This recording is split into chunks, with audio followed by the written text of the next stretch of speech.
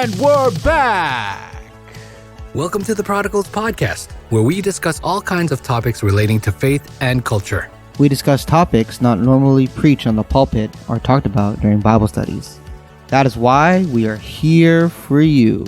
It is our hope and our goal that through these discussions, people will be inspired to talk about issues that Christians go through in their daily walk with God. So without further ado, let's get to our discussion. Hey there, welcome back, folks, to the Prodigals podcast. Today we have a special, whenever you're listening to this, we have a special episode for you. My co-hosts, once again, my name is Alan, because you know I keep forgetting to announce myself.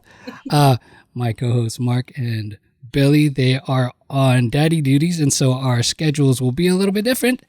And so for this episode, we brought in a special guest to talk about, for today, musicianship in our churches. And so I have a very good friend of mine, Jaymie Beltran. Thank you. And I have known her for quite some time. I had appropriated some of her talent to help me with a choir once upon a time. Just knowing sort of her background and her career as it's gone, I thought that she would be perfect for helping us with this topic. And so thank you, Jaymie, for being with us today. How are you doing today? Good, thank you. I'm doing well. Now, you do work at a music school. Can you tell us a little bit about that, just so we can Yeah, get an idea? the school is in Oakville. It's primarily for private lessons, but it's branched off and now is considered a high school. And it's gone national with the types of Sweet. lessons that we offer. Not that I'm trying to promote them. No, but hey, that's But that's yeah, what I understand podcasts are. If you're going to come on like a podcast, you get the opportunity to like sort of like, promote yourself. And do yeah, that sort of thing. it's it's much different than any other school that I've ever worked at or am aware of. They really try to tap into a student's, not just their skill, but just their interest and motivation. And parents are really appreciate the types of programs we offer at the school. Mhm. So yeah, it's been my life, my job for the past 7-8 years now. Sweet. Nice. Yeah, I mean, well, once again, the reason why I brought you is like music is sort of like a part of like a huge part of your life. Huge. Yeah. Right. You've like ever since I've known you, it's been about Music. singing and music and stuff Yeah. in the church and stuff. So when did you actually start singing? I imagine it would be somewhat in between learning how to walk and learning how to talk. Something like that. Yeah, I can't really put an age on it because I don't really know, but ever since I could remember, we've always had music in the home. Right. Whether it's for worship or just, someone just singing a song, listening to the radio, having a piano available to play on. But basically my whole life. Yeah. I just found out I'm 38 yesterday. Ooh, hey, congratulations. Yeah, after a time, you just stop counting, Yeah, right? exactly. Yeah, so I would say more than 30 years, music has been my life. Spectacular. And I would imagine, because for us, like we grew up in the same sort of denomination, Right. and because we're in the same geography, we're sort of aware of like kind of who we are in our churches and stuff. And so, your experience in the church, I would imagine that a lot of that musician, like you developing your musical ability, a lot of that does intersect with the church that you grew up in. Is that correct? Yeah, for sure. I mean, if it weren't for church, I probably wouldn't even know that I had any desire to do anything with music. Yeah. So the church definitely tapped into that for me. It was my outlet. It was my platform to really expand on my musical skill and just and knowledge as well. So yeah, the church is a huge factor when it comes to musicianship in my life. Now, would that be would that be the first place that you sang at or you performed at, or is it like sort of? Oh yeah, I mean, where else would you? I don't know. I didn't know if you like took any lessons when you were younger and No, stuff. I know I mean, your best friend is a musician as well. So if you guys like sort of like, hey, yeah, let's go like do karaoke. Even though I don't know if karaoke was a thing. No, I don't know if we were dating ourselves back then. That's how. Yeah. No, well, definitely I didn't know I could sing, or I didn't even think of singing until I was much older. It was actually piano that I started off with. Okay.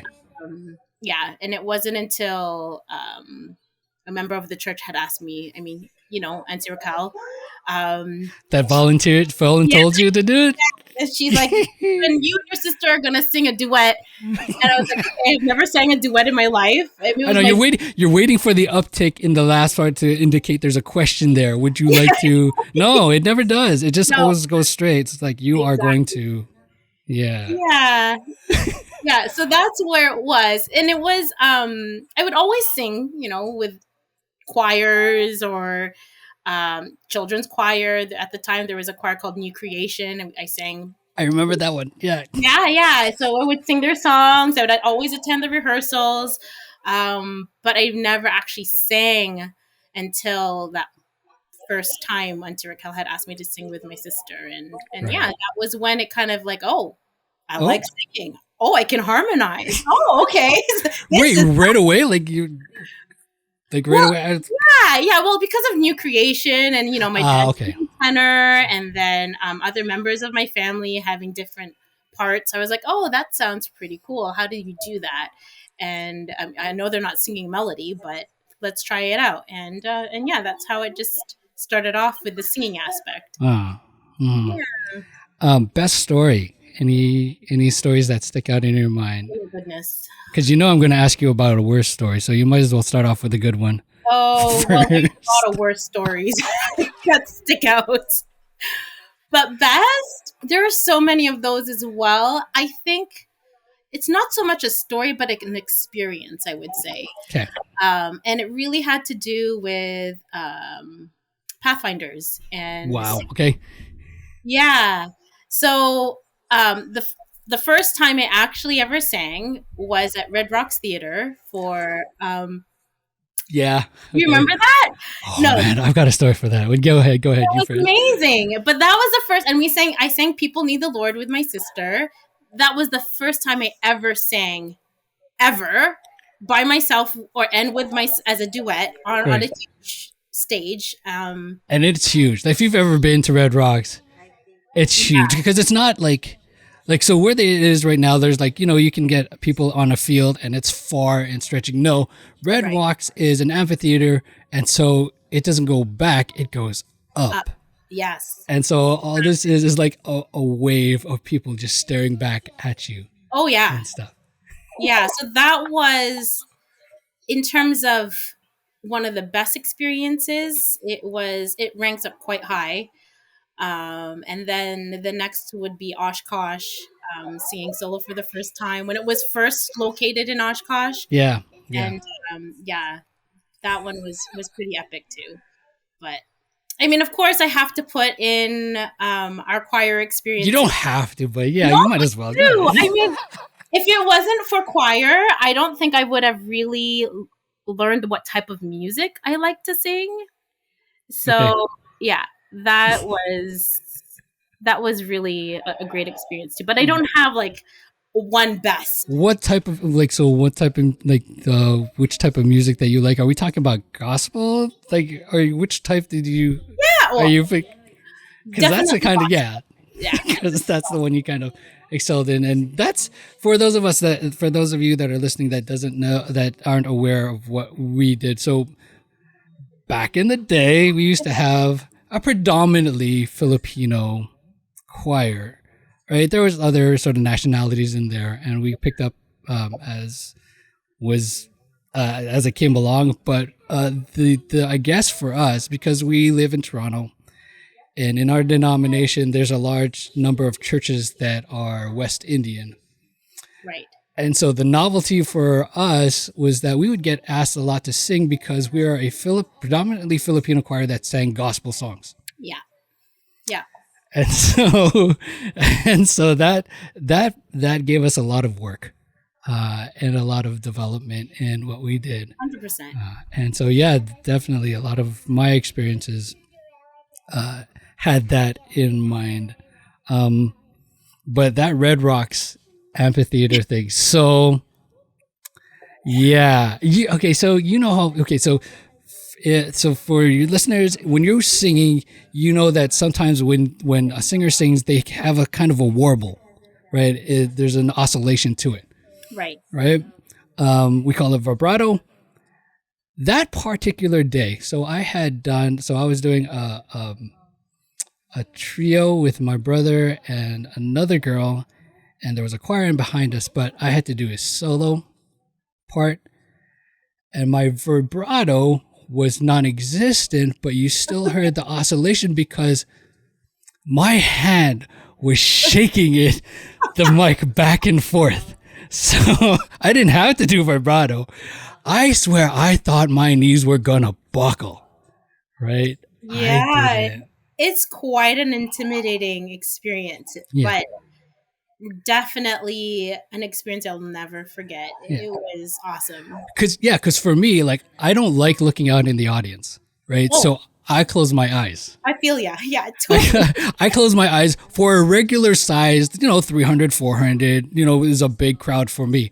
But 15,000 people, 15,000 people that just, like, you can't even focus on a background because it goes up, right? And so all you're looking at is faces and how they're reacting to you. And so, yeah, that was crazy. That was one of my experiences and stuff. So that was one of my best and worst. What's a worst for you?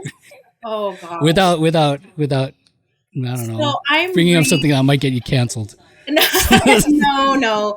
I mean, and you know this about me. I'm terrible with lyrics. Dude, I used to make fun of you. Like, remember? Yeah. I can't do any of that. Like, I can't do any of that now. Like, I just can't I can't sing any song without lyrics in front of me. Oh. And it's horrible. But this has always been an issue of mine. I've never been good with lyrics. Even if I have them in front of me, I'll mix them up. I'll sing the wrong verse when it's just so many occasions. Again, there isn't one worst experience because this has happened so many times. Both in solo, in choir, just with everything. I've mixed up the lyrics. Sometimes I'll just stop singing and I'll just play it off as if like there's something in my throat. But yeah. Now you haven't, like, I know some people, like, they've missed their words. You haven't ever had an experience where you started making up words, did you? Oh no. I would just stop saying anything. Maybe I would hum. Maybe. The great part is, you have a mic in front of you, so you can just like take the mic away and then gather your thoughts and then come back. But yeah, I'm known to not know lyrics to songs. I mean, these are even songs I've been singing my whole life, like Amazing Grace, It Is Well. Like, don't ask me to sing without any lyrics. It's just impossible. I don't know what is it, because I do that too. Like, I have to be making sure that the words that I sing are correct and the notes that I sing are correct. But some people are able to do it. What is it? What do you think is between, like, for you and me? Why do you think we have to do that? When I listen to music, so this is just how my brain processes music and melody, and I concentrate so hard on what it sounds like the notes that I'm singing, my breathing, how I'm phrasing things, that I completely forget what the words are, because my mind can only do, so much at once. We're... But I'm just being completely honest. It's just I'm not. Hey, I'm there with you. I'm there with you.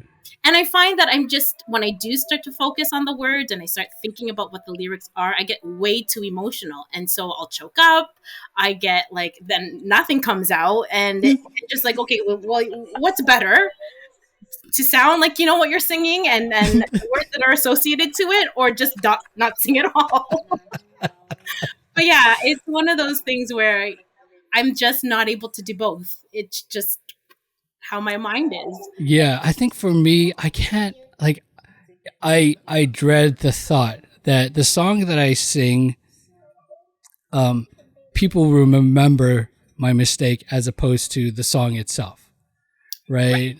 Because I think, at least, I don't know if this is your experience, but for me, when I'm asked to sing for a specific sort of concert or that has a theme to it, I want to make sure that the song that I pick is supremely appropriate to what it is that we're there for, right? And I don't want to screw that up. If I'm okay if there's screw ups, I just don't want to be the one that does it. Yeah. Right. Yeah. To take away from that. Does that happen to you in a certain sense? Not, to be honest, no. I feel like I carry myself with a sense of clumsiness and just and just almost, I don't want to say I'm unaware, but I'm just not put together all the time. And Scatterbrain, yes. Scatterbrain unite. So Thank it's you. almost, I hope it's almost forgivable when it's not maybe the most appropriate song or do mess up. Okay. I definitely don't try to be perfect because I know that's not possible. Just how, I'll fall off the stage. I'll grab the wrong mic. I'm just that type of person. That's okay. That's okay. But yeah, I don't know. It's just such a strange thing when you're on that stage and you have to be composed, that for me anyways, I don't so much think about the appropriateness of it, because in my head I'm just thinking, is what I'm singing sounding good? Because the last thing I'd want, when you're asked to sing at a church, you're asked because they know you can sing. Yeah. And so I'm thinking, can I sing? When I'm singing. That's not true. You can. Stop this. Well, of course. You're telling me there's epiphanies or doubts that you get when you're that you can't 100%. Sing? That you can't sing. Are you serious to me? Are you looking at me right now? You're serious about this? Oh, yes. Yes, I'm not even joking. The thing is, I hardly practice. Okay, I can believe that. Yeah, I hardly practice. And so when I'm asked to sing, I'm like, okay, I have to make sure that what I'm singing sounds like I'm actually singing well. And everything else just is gone. Lyrics are gone. Composure's gone. And, clumsiness is right there and present. And so I definitely question my ability to sing. Here's the thing. Because piano was always my first instrument, it wasn't singing. Right. I always think about melody lines and what things could sound like. And because I don't practice as much as I should, I think I can hit that note. So it's just an adventure. I don't know right there, but I'm going to go for it. You can testify that I'll never sing the same way every single time. I'll never sing the same, a song that I've sung multiple times. It'll never come out the exact same way because my mind is always like, oh, can I do this? Oh, maybe I'll try this. So are you experimenting, sort of, for lack of a better, while you're... Yeah, improv is just right there all the time. All the time. Okay, so we're talking about church, and I'm assuming that you've had a fair amount of experience singing or performing in venues that doesn't have a religious context. Is there a difference other than the song choice? From my perspective, Yeah, from your perspective. no. Okay. Like in terms of how I prepare myself, Mhm. no. Okay. But in terms of I guess, what's the word I'm looking for? How the response, Right. huge difference. Yeah, but it's not specific to like church versus non-church. It can also be different churches Ah. response. So, I mean, I know 'cause I'm not always asked to sing at I mean, this is getting a little bit so, I'm not always asked to sing at Filipino churches Sure. because of how I sing and the song choices Sure. I have. But yeah, definitely the response of the church that I'm singing at can Can change. There's change. differences Yeah. and stuff. Yeah. Okay. So speaking of preferences, so you said piano sort of was the first thing. Would you rather play an instrument or would you rather be singing? I would rather sing. For sure. And- I'm not Words be damned. Like it doesn't matter. There's like no words. So like whatever. You would rather be singing. I'd rather be singing. Okay. I'd rather be singing. Yeah. Would you singing, would you prefer being a soloist or in a small group, duet, trio, whatever, or a choir? You know, as your musical experiences change and as you get older and you learn different things, I would have said, like I thought I would have said solo would have been my preference. That's when you're young and you want all the attention. Right? Yeah, Like, for sure. For sure.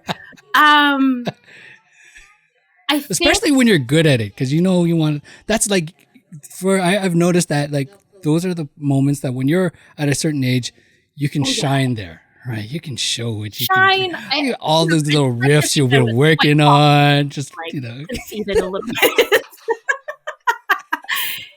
I mean, you kind of have to be when you're singing solo. You can't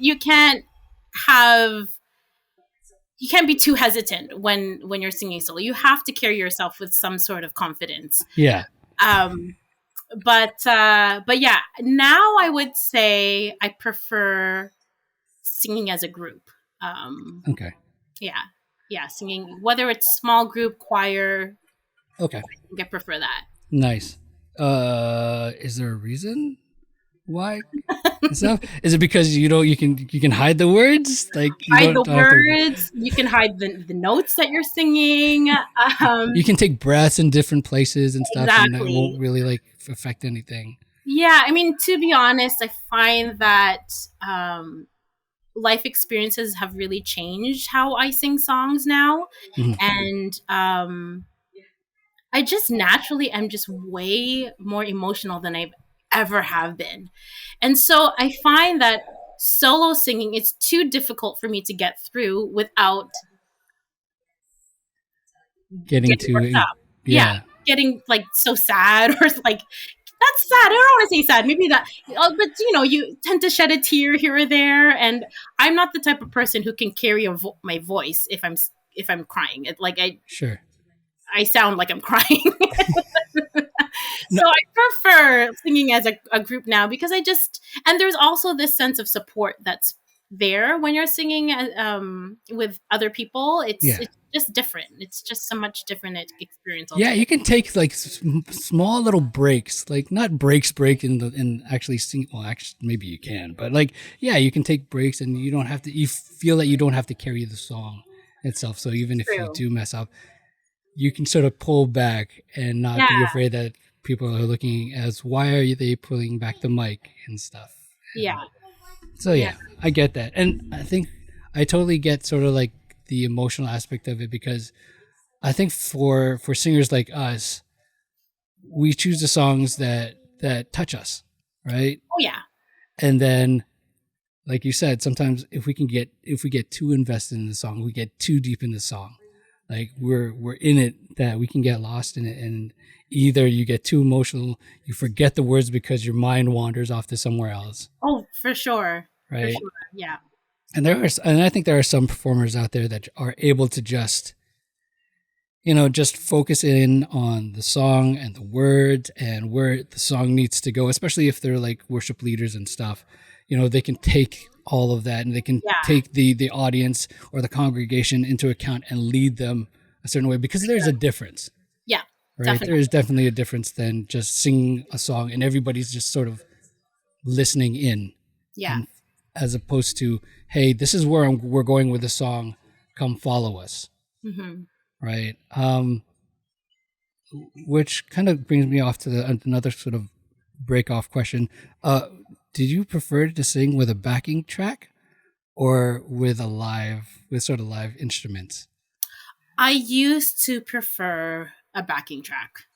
I mean, I only do it now because I don't have enough connections with live musicians. I was going to say, we don't have the pull like we used to do. No. And the live musicians that I do know that are just amazing, they're not Adventists. So it would be a little bit strange to ask them to come to a church and be like, hey, can we sing this song? And, it's just a whole nother thing altogether. But, but yeah, it's, I would love live musicians. It's so different. It is so different. It's so different. They just get it, There's things you don't have to practice. They just get the cues. They get, Sure. It's just a whole nother experience altogether versus you following a track that doesn't stop when you need to stop, or, Sure.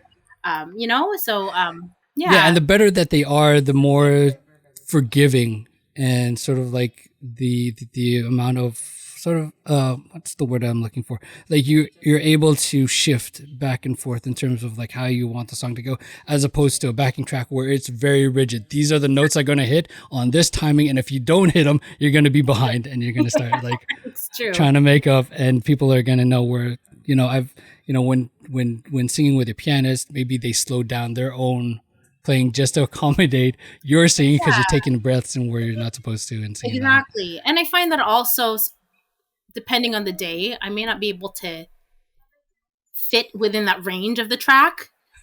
Which one is better? High, normal, low, or low?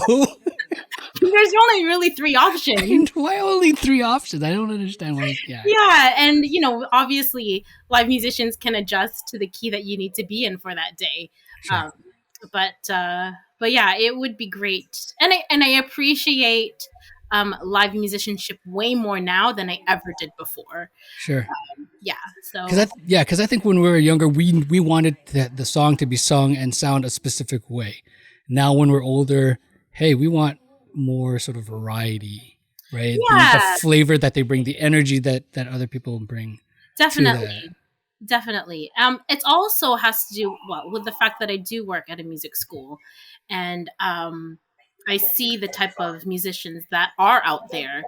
I find that, unfortunately, in my church specifically, I can't really speak for any other churches because I don't know, but my church specifically, there weren't a lot of musicians, and if there were any, they were just, I don't want to say just pianists, but they were pianists, and they're taught classically. There's no sense of chord progression or style or genre. It's like whatever's in the hymn, that's how you play it. Whatever's on the piece of paper, that's how you play it. So now, because of where I work and the people I've met, live musicianship is just so much more rich than just a backing track. I don't want to bash backing tracks because I know a lot of work goes into it. It's just different, it's just a different thing. There's the pros with backing tracks is that you can practice if you're a soloist and you know something's coming up, like the freedom to practice when you have the chance to, as opposed to Definitely. trying to get people and coordinate schedules and stuff. Yeah, So yeah. that's definitely it. And when we're younger, as when we're younger, our skill level as singers or performers, is at a certain level. That's the same thing with our friends who are playing instruments and stuff. Right. They're only able to go so far, But right? I will say I was a much better singer younger than I am now. Like my range was better, my control was better, my breathing was better. Now I'm just like, ugh. Yeah. Who's got the time for that? I don't fix that. Yeah. They're gonna like it. They're gonna like it. If they don't, just don't listen. Yeah. Yeah. So I think there are pros and cons for either one, but I think when we get older, there's a lot more flexibility. There's a lot more energy and variation that we can put in that give flavor to a song, right? Yeah. That we're trying to sing.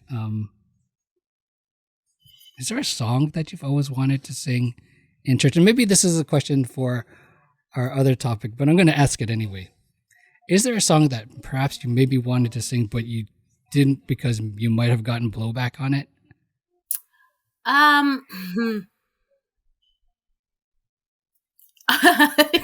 Yes.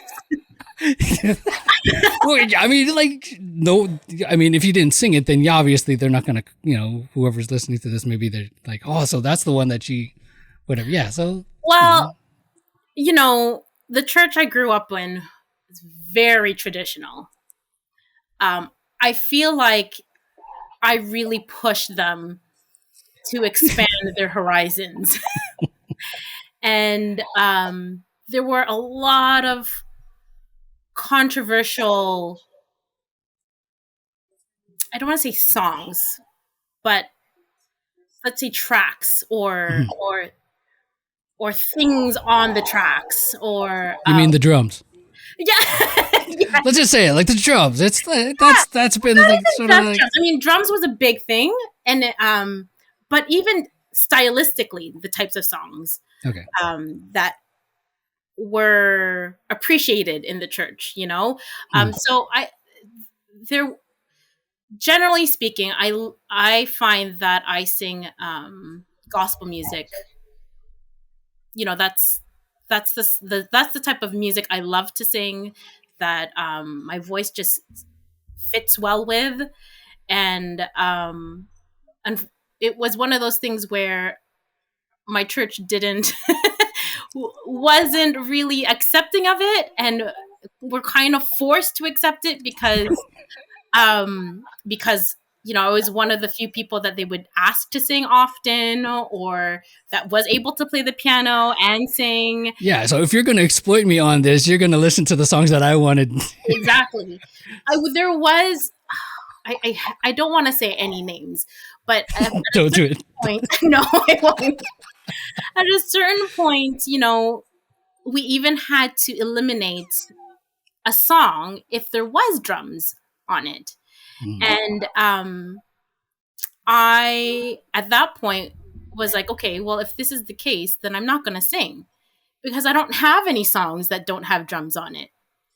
And then they asked me to sing, and I was like, well, I have to say no to you, because what can I sing that you're going to think is appropriate? Because I don't want to sing a song and then you're like, well, that's not an appropriate song, or that's not acceptable in this church, or so I refused. And it came to the point where there was I don't want to say arguments, because we didn't actually fight over anything. It was more like a debate, and questioning my my musicianship, and questioning my abilities, and what my role was in the church. It was like it became so personal that I was like, this is too much. Like, it's not worth the argument. If this is what our church is going to want, as a congregation, you're going to agree to have songs that don't have any drums in it, then I will abide, and if that's the case, I won't sing. Right. So yeah. Right. Yeah. Now now I think up until this point we're mainly speaking, you and I, we're speaking of what our denomination, what our church is called special music, right? Yes. I would harbor to say that most of the music that are in churches, not just in the Adventist church, but in other denominations, the majority of it would be sort of the worship, praise, like time, whatever you want to call it. Right. And there have been people that I have come across or that I've worked with that for some of them they're very accommodating into what the church or what the pastor or whatever the church leaders want to say. Okay, so these are the types of songs that we want to do, right? Regardless of what their style or the songs that move them. Mm-hmm. And then there's other people that are on the other side of that spectrum that would say, no, this is the songs that move me, that I want to share because it moves me. And so, right. It's going to move you.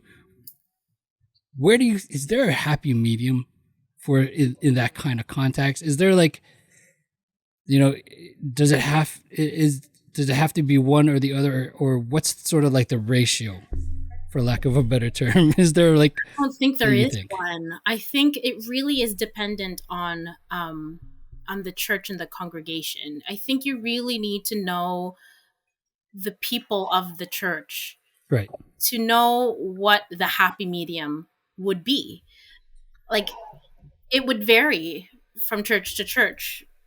It's even as the church grows and evolves, and as different people come in and out of the church, even that would change what that happy medium is. Sure. So it's really hard to decipher unless you really know your church. Agree.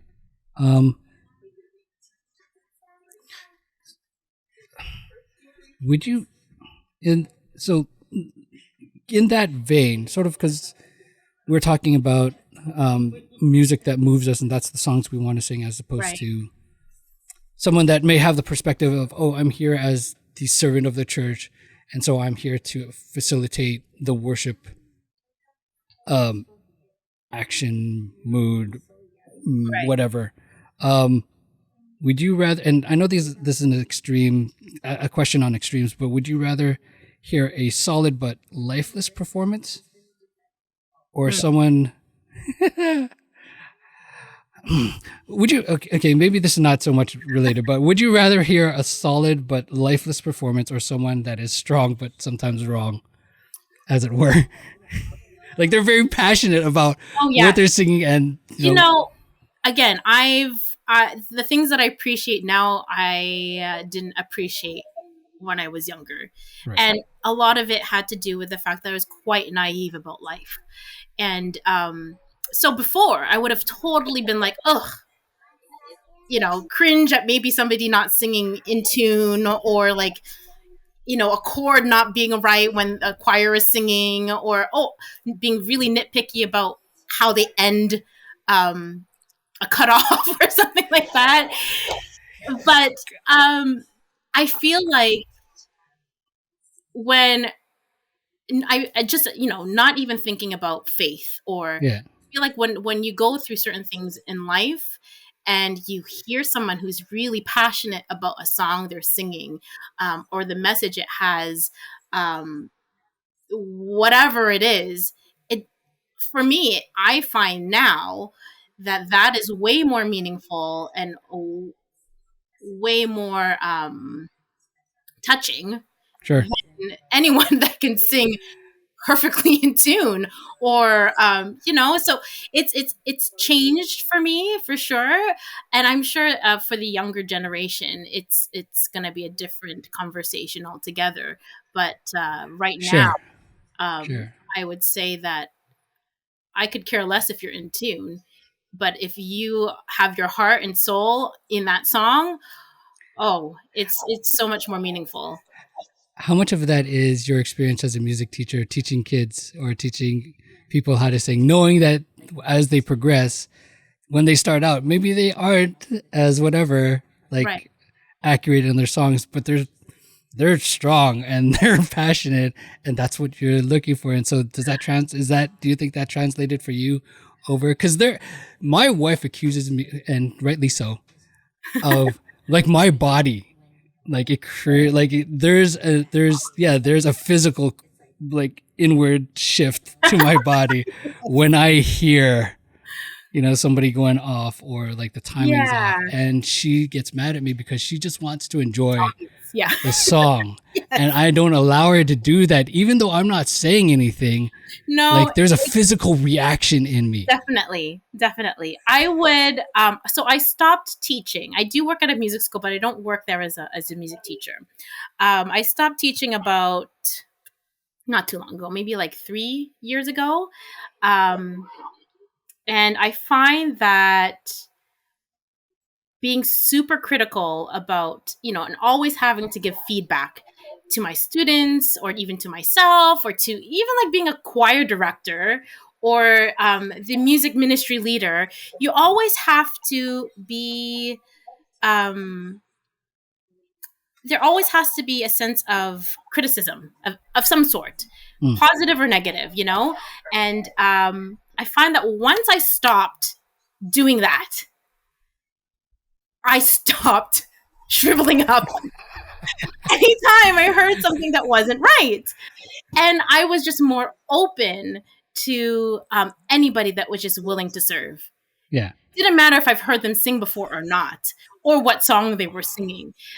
You could be so out of tune. For me now, just because life has changed a lot in the past 3 years for me, it's just more appreciative Sure. when someone is able to get on that stage and sing their hearts out, and it doesn't matter to me if they're in tune or not.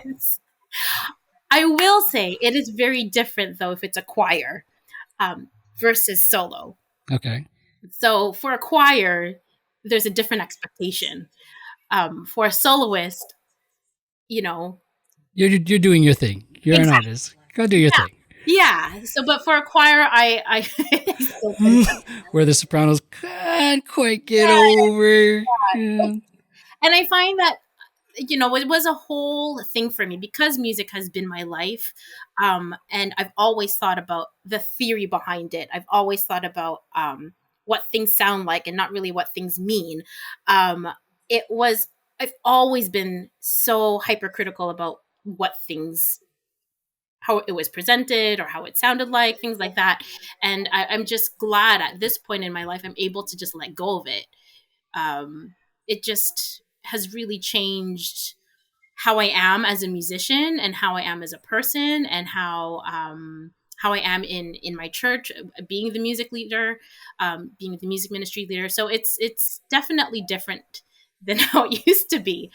But I think letting go of those criticisms and letting go of and just really understanding where that person might be coming from, it's really been nice. Sure. Yeah, absolutely. There's a freedom along to it that you're not waiting for the other shoe to drop. It's just like, oh, where are they going to go? Where's it going to happen? And then it also prevents you from really enjoying when you're constantly thinking about,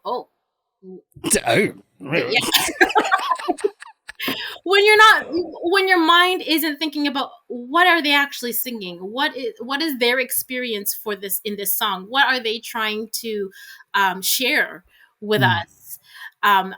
If we're not open to it, if I'm not open to it, I lose out.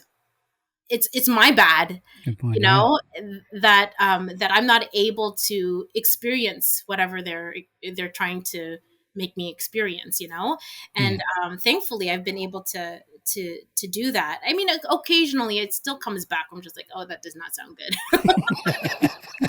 But to be honest, it's changed a lot for me, and I'm really glad it has. Yeah, sure.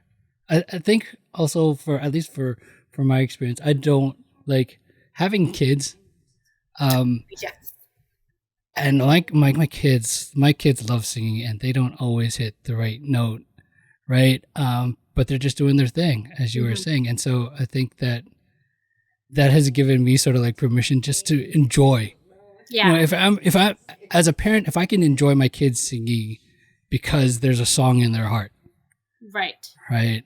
I can take that and, you know, be that way as well in a church setting, listening to and appreciating and using the song that somebody's singing in order to have a wonderful sort of worship experience and drawing closer to God in that instance. Yeah. And so, I mean, I've always thought that music in the church, the vital importance of it is it's a conduit in which, you know, it allows us, it's a transport, allows us in certain ways more than, you know, a different, I don't want to say more, but in different ways than just than speaking and preaching the word. And It's a different avenue. Exactly. And sometimes, you know, I know for myself that I don't always pay attention to the sermon, but, and I'm just being honest. No, you're talking about somebody that did both, right? So I'd have to preach or I'd have to sing. And if they're really belligerent, they would make me do both. So that wasn't always a great thing. Like it was nerve wracking. Yeah. So coming from that, you know, you appreciate, right, the different avenues that you can bring people closer to God in that setting. So yeah. For sure. So music for me in the church is a big factor in just the worship experience altogether. So but again, yeah, my perspective and my expectations and how I view it has completely changed from choir days to what it is now. Do you think you know, because we're talking about this as musicians. Yes. But I can't help but think that there's a lot of times where we underappreciate the music. We underappreciate maybe the people that put their work in to provide or bring a song or a piece to us. Do you think that musicians are underappreciated in the church in general? Oh, yes. Yes. So much yes, you're like, oh, I gotta stop. I don't even know what to say. For sure. Yeah, there's you know, some people don't realize that musicians it doesn't just happen. You don't just get good at singing a song or get good at playing the piano or playing an instrument. There is so much work and practice and time that is required, even if it's somebody that doesn't have any like formal background or hasn't taken any formal lessons. It still requires a lot of time and thought, and I find that especially for those that don't realize what it takes to do music, it's just like they think it's just natural, you know, when that person can sing, they were just born with a gift. I'm like, yeah, to a certain extent some people are, but you can't just do it. You have to practice. There has to be a foundation there. I'm sure there are prodigies out there that just did it, but by and large that is so like they're obviously they're the exception to the rule. Yeah. Right. Because you still got to work on your craft. There's still like, as we were talking about, I would harbor that for many of our us musicians, you know, the musicianship is important to us. It's on our minds a lot when we bring something to. Definitely. Whether it's for the church service or whether it's, you know, outside, that's something that's a part of our identity. 100%. Right. I found that I was asked to be the music ministry leader because of the background that I have. But no one in my church would really know what that background entails. Like, I've spent my entire life taking lessons, doing, going even like not just lessons, private lessons, but I even went to university for lessons. I'm like in a music school. It's my job to do music and or teach music or just anything with music. So I found that it was just I was an easy target to be asked. Easy target. She knows music. Let's get her. Right. Because we don't want to do that. Let's get that one. Yeah, because she already knows what she's doing. That type of thing, you know? Yeah. I mean, but do I really? I don't really know. It's just one of those things. It's just one of those things that, like a simple scenario. The piano at our church needs to be replaced. It's not fixable. Like you can't repair it. It needs to be taken out and a new piano needs to be put back into the church. Like I mean, of course it's expensive, but that's just a very simple scenario. And it's not even a topic of conversation because the piano is a piano. It still plays. But with my background and the knowledge I have about the instrument and what I see as an appropriate instrument for the church, it needs to be replaced. So there's a lot of things that I'd have to put aside, arguments that I know I'm not going to win, that I just have to put on the back burner. And that's where it is, because there's no one I can actually have a conversation about within the church about what needs to be done for the church service, for the music in the church. And even if I were to bring it up, it's not taken for anything because they don't understand that this is what's required. This is what she wants as not just what I want, but what I think the church needs for the music in the church. And so I totally think that we're underappreciated. Kind of a tangent question. Digital or analog? You talked about replacing the piano. Would you rather it an analog piano like Steinway, whatever, like those, whatever, or are we talking like a Nord, Korg, whatever? No. Okay, so because of the church that we have, okay, traditional church. Okay, wait. Regardless of the church, let's go past. Let's not bring your church. Yeah, your context. Like, let's not go that part into context. Just in general. Acoustic, all the way. Analog. So like, doesn't have to be digital. If it's not plugged in, it'll still be fine, right? That's okay. Definitely for you. For me, yeah. Reasons. Do you have any reasons? My piano background, like 100%. There's the knowledge I have and the appreciation I have for a piano in itself is the reason why I would always go with an analog, as you say. I call it acoustic, so I'm going to say acoustic. I feel kind of strange saying analog.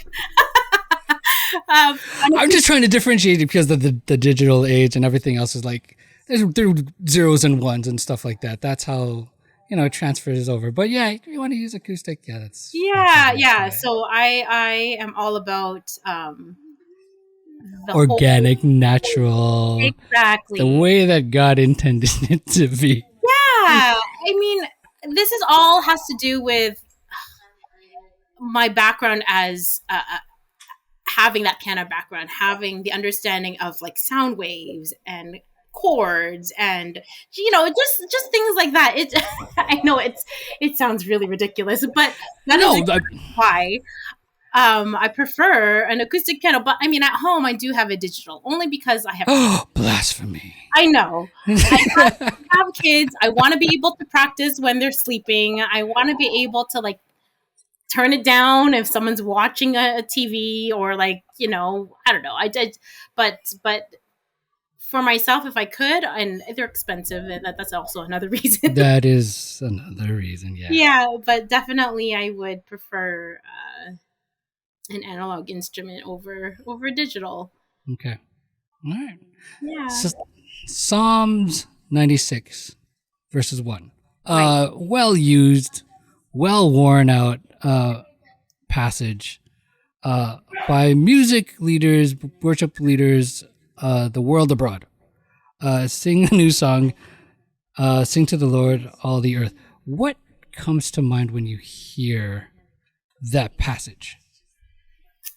And it doesn't have to be like super theological or theological in general. What comes to mind when you hear something like that? If a worship leader comes up and it says, "Hey, Psalms 96:1, we're going to start off with this. Sing a new song. Sing to the Lord, all the earth." What comes to your mind?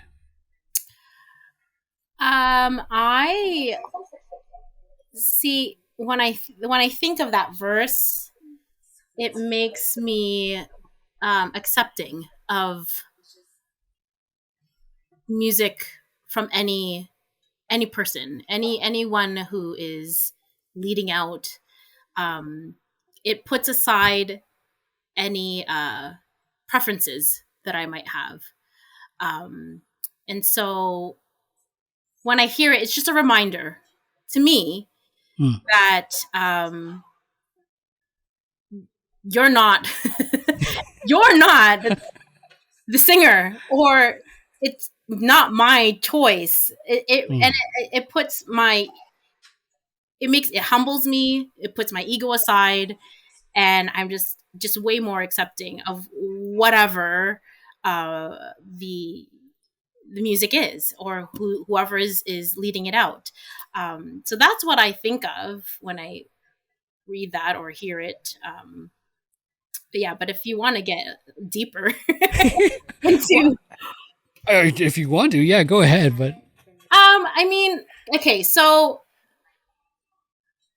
I come from the background, or I guess the thought that God created us as beings that can sing.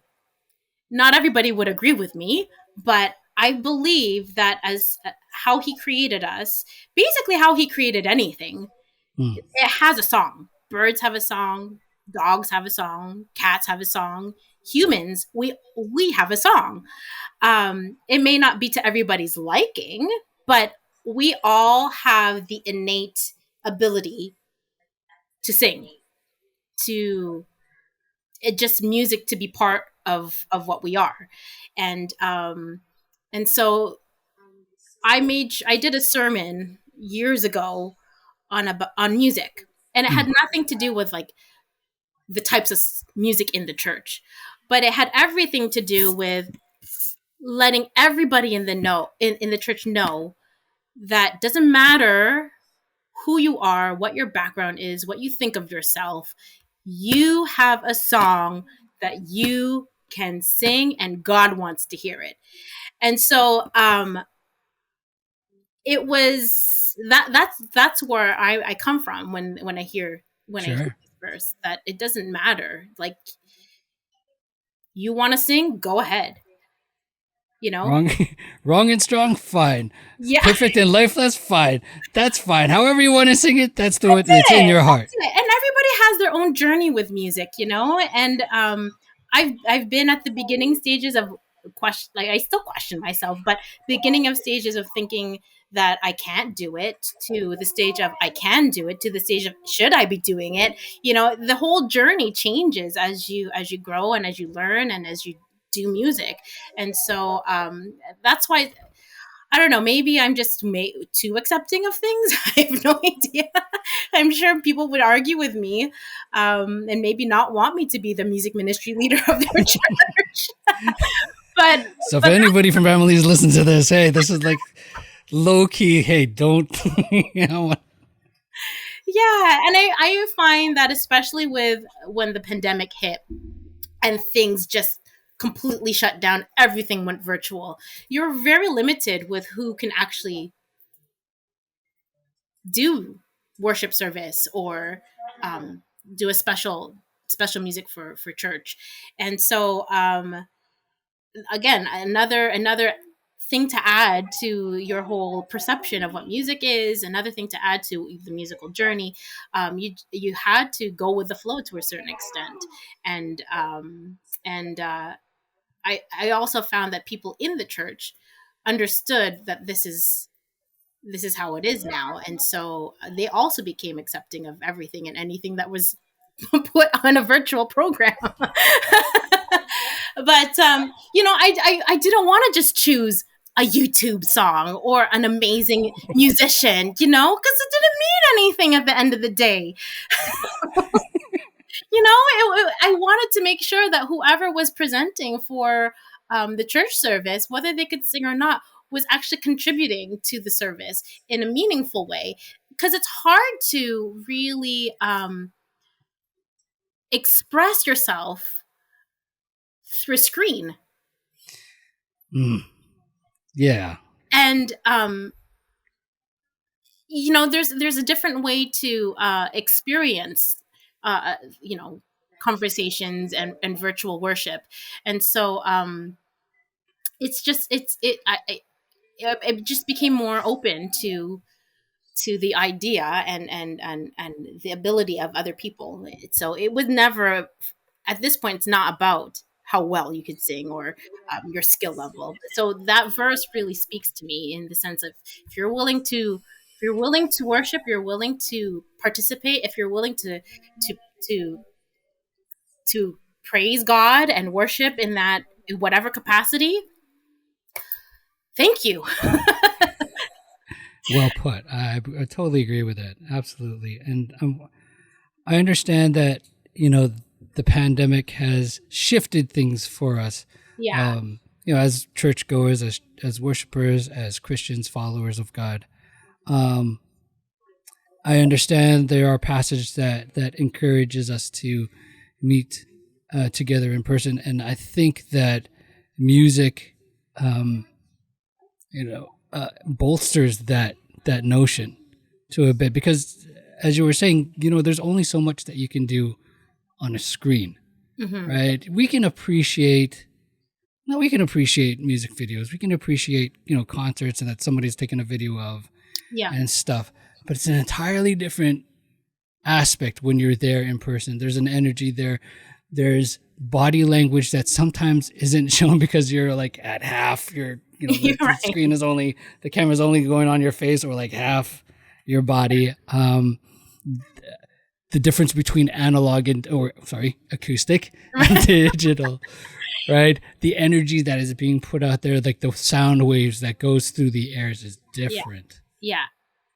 And so, and this idea that we sing a new song, I think for me, not only allows us to be the proprietor of that song, like the one that starts singing it out, but for in a worship setting, in a worship set, that gives you permission to sing that new song, that song that somebody else is trying to lead everybody else into. That gives us permission to try out new things, and hey, I guess you would understand this more than anybody, is to experiment with some of the songs, how you sing it, where you sing it. Like, maybe you won't get that note exactly the way that you wanted it to, but sing it, because it's I've said, like, the idea that's used for this passage is because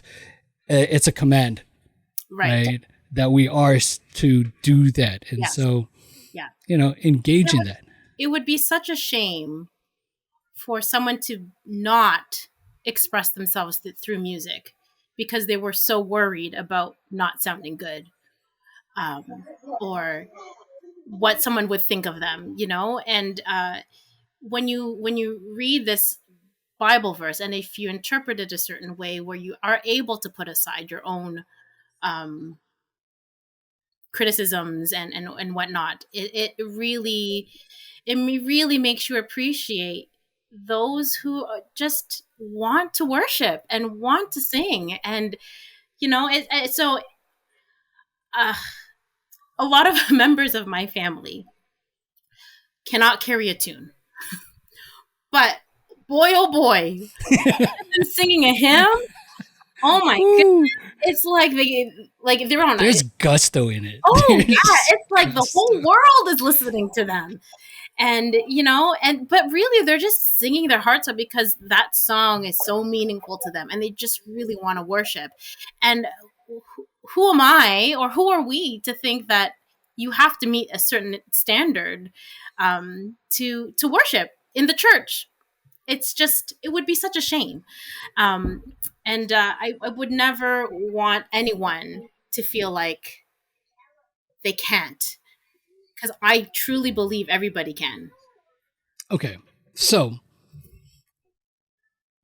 speaking on people that want to sing, somebody that's new that are trying out, whether it's in a choir, in a group, solo, or even just worshiping in the congregation as a participant.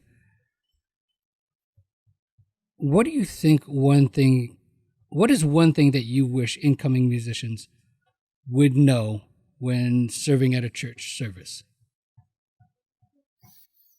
In that regard, because we're based, like, I agree with you, and I want to say to anybody that's listening, we're giving, between two musicians, we're giving you, the listener, the license to expand and to sing that song that is there for you.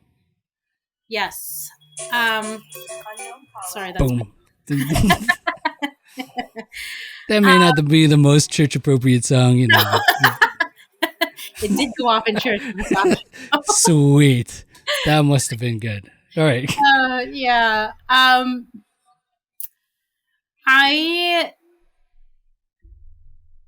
I think as people that who we are, and we can delegate parts to part of the program, we also have to be mindful of who we ask and what we ask them to do.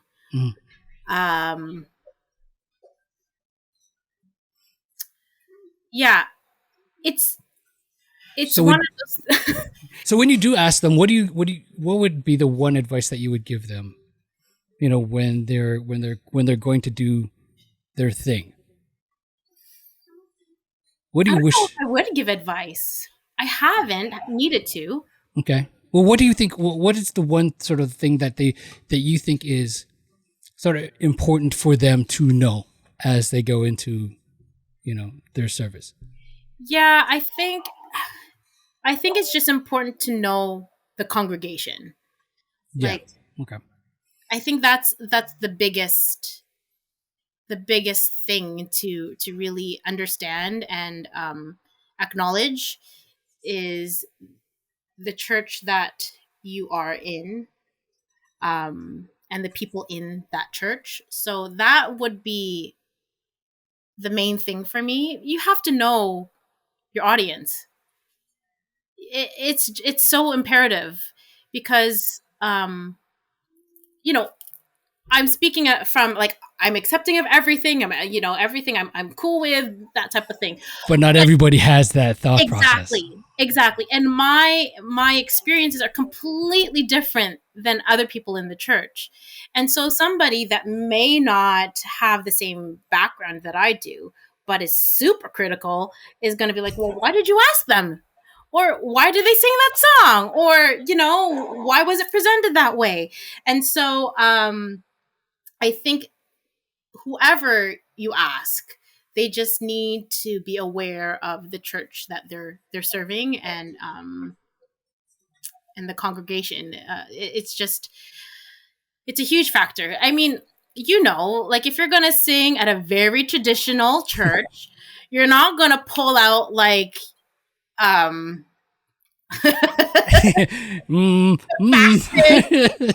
fastest, most up-tempo song, with the most drum-heavy power ballad, dance, borderline dance song, right? And then at the same time, you may not choose the most contemporary song, because you just know that this may not be the appropriate song for the service, because your whole goal at the end of the day is to draw your congregation closer to God.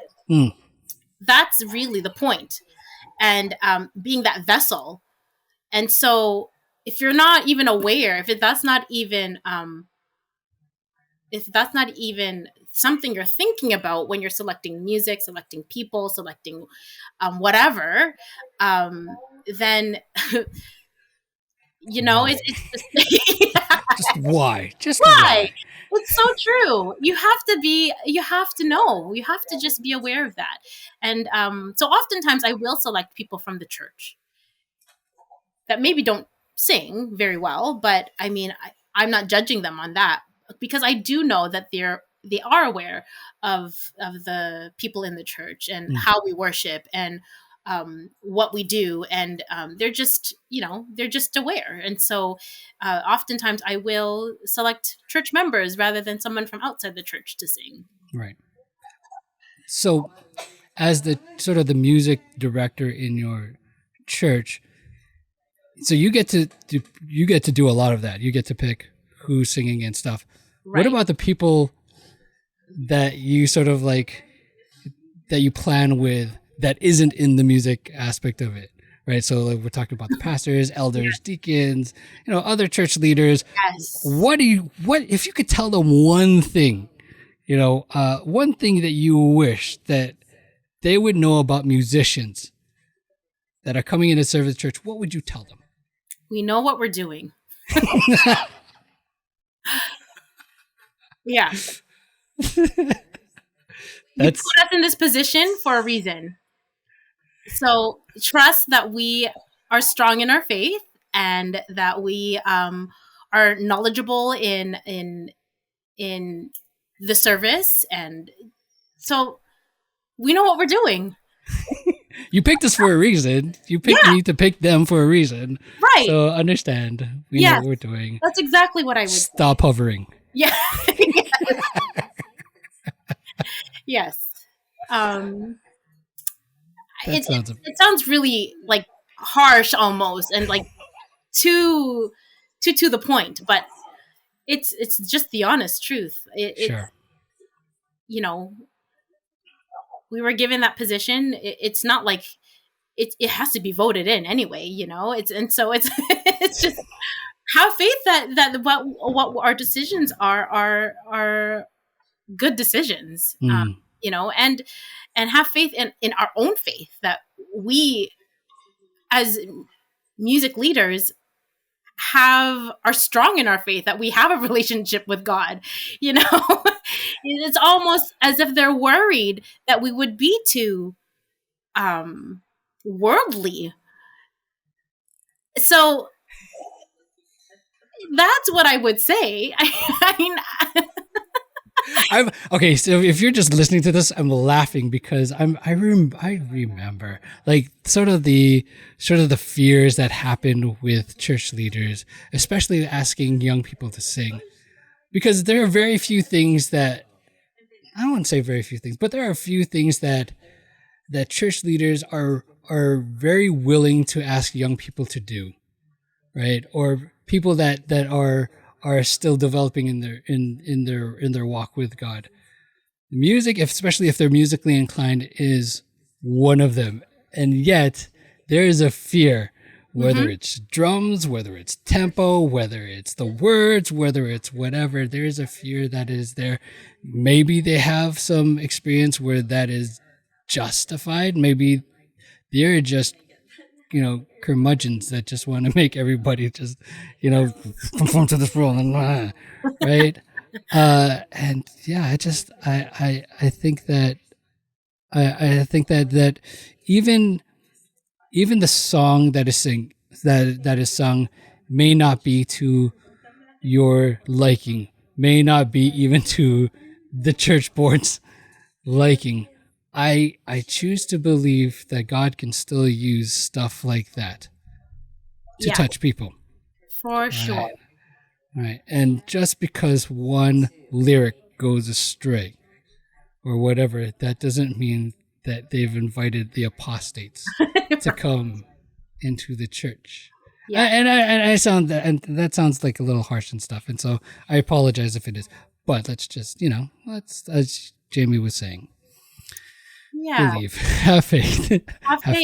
Have faith in your people. Have faith in your God. Have faith in your Holy Spirit that He can translate things into the hearts of those that are listening. Exactly. And there's always room to educate. There's always room to... and it can be a talking point. Oh yeah, use that as a teachable for moment. sure, Absolutely. for sure. But put aside the fear and have faith in the people that you've asked to lead out, that they know what they're doing. And if there's anything that you disagree with, talk about it. Talk about it. We are all Christians. We all serve the same God. We all want to make sure that those people in the church are experiencing a worship service, that they're experiencing the Holy Spirit. And so we're not on different teams here. We're not trying to take sides. So that's what I would say. It's just we know what we're doing, and if you don't agree, let's sit down, let's chat, let's figure out what we could do together to make it work. Because there's a song in that person's heart. Exactly. Right. And appreciate it. Yeah. Try to work past the cringes, because it might happen. So I'm speaking to myself. Oh, it as well. often does. It often does. But slowly and surely, you learn. But appreciate. Yeah. Appreciate and use it. Whatever it is, use that as the vehicle to get closer to God. I think that's... Well, folks, that's all we have for you this week. We hope that you were blessed by our discussion. Let us know what you think. Send us a shout out on our socials at the handle @The Prodigals Project on Facebook, Twitter, and Instagram. If you like what you've been hearing, please like and subscribe. Also, leave a rating and review. It'll go a long way in helping us out. Stay blessed and stay faithful. And join us again next week for another episode of the Prodigals Podcast.